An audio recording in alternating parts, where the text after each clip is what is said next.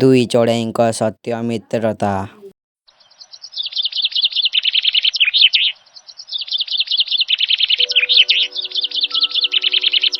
ଗାଁର ଏକ ସୁନ୍ଦର ବଗିଚାରେ ଦୁଇଟି ଚଢ଼େଇ ରହୁଥିଲେ। ତାଙ୍କ ନାମ ହେଲା ଚିଙ୍କି ଓ ମିଙ୍କି। ଦୁହେଁ ସବୁଦିନ ଉଡ଼ୁଥିଲେ ଓ ଗୀତ ଗାଉଥିଲେ ଓ ବହୁତ ଖାଦ୍ୟ ଖାଉଥିଲେ ଓ ବହୁତ ଖୁସିରେ ଥିଲେ। ସେମାନଙ୍କର ମିତ୍ରତା ବଗିଚାରେ ବହୁତ ପ୍ରସିଦ୍ଧ ଥିଲା। ଦିନେ ସକାଳେ ଦୁହେଁ ଭାବିଲେ, ଆରେ ମିଙ୍କି, ଆଜି ଆମେ ପାର୍ଶ୍ୱରେ ଥିବା ବଡ଼ ଆମ୍ବ ଗଛକୁ ଯିବା।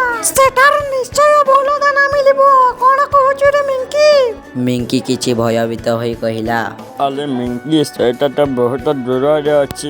କିଛି ବିପଦ ହେଲେ ଆମେ କ'ଣ କରିବା? ମୋତେ ତ ବହୁତ ଡର ଲାଗୁଛି। ଚିଙ୍କି ହସିକି କହିଲା, ଡର ନାରେ, ମୁଁ ତୋର ସାଙ୍ଗରେ ଅଛି।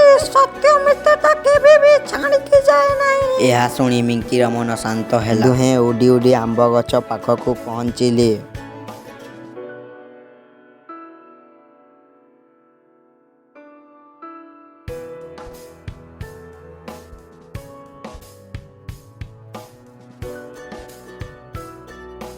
ଆରେ ମୁଁ କହୁଥିଲି ନା, ଏଥିରେ ବହୁତ ଦାନା ଥିବ।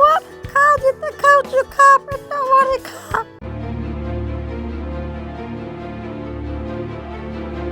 ଆରେ ବଞ୍ଚାରେ, ବଞ୍ଚାରେ ମୋ ଆଲୋ ଯାଉଛି ରେ, ଚିନ୍ତା କରନା। ଆରେ ଯାଉଛି, ମୁଁ କହୁଥିଲି ତତେ। ମୁଁ କ'ଣ କରିବି? ଖମ୍ପି ଖମ୍ପି ଏଇ ଜାଲ କହତା। ଆଲୋ ସାଙ୍ଗ, ତୁ ବ୍ୟସ୍ତ ହନା, ମୁଁ ତତେ ବଞ୍ଚାଉଛି ରେ। କ'ଣ ହୋଇଯିବ ତ? ମୋ ସାଙ୍ଗକୁ କ'ଣ ହୋଇଯିବ? ଆଲୋ ସାଙ୍ଗ, ଜାଲଟା ଆଉ ଟିକେ ଅଛି। ରହିଯା ରହିଯା ଟିକେ। ହଁ, ଛିଡ଼ିଗଲା ନା। ଚାଲ ପଳେଇବା, ଏଠିକୁ ପଳେଇବା। ଚାଲ ଚାଲ, ନେଇ ତ ପଲା ଆସିବ। ଆରେ ସାଙ୍ଗ, ତୁ ମୋର ଜୀବନ ବଞ୍ଚାଇ ଦେଲୁ, ନହେଲେ ମୁଁ ମରିଯାଆନ୍ତି। ତୁ ମୋର ବେଷ୍ଟ ଫ୍ରେଣ୍ଡ। ଆଉ କ'ଣ? ତୁ ମୋର ଜୀବନ ବଞ୍ଚାଇଲୁ ନା। ମୁଁ ଲୋଭରେ ପଡ଼ିକି ଏମିତି କରୁଥିଲି। ମୁଁ ଏବେ ଆଉ କେମିତି ଏମିତି କରିବିନି। ଆମ ଗଛ ତଳକୁ ଯିବାନି ଆଉ। କ'ଣ କହୁଛୁ ସାଙ୍ଗ? ଆଲେ ହଁ ଲେ, ଆଉ ଯିବାନି। କ'ଣ କହୁଛୁ? ତତେ ତ ଜାଲରେ ଏମିତି ଫସିଥିଲୁ, ତତେ କେତେ କଷ୍ଟରେ ମୁଁ ଆଣିଛି।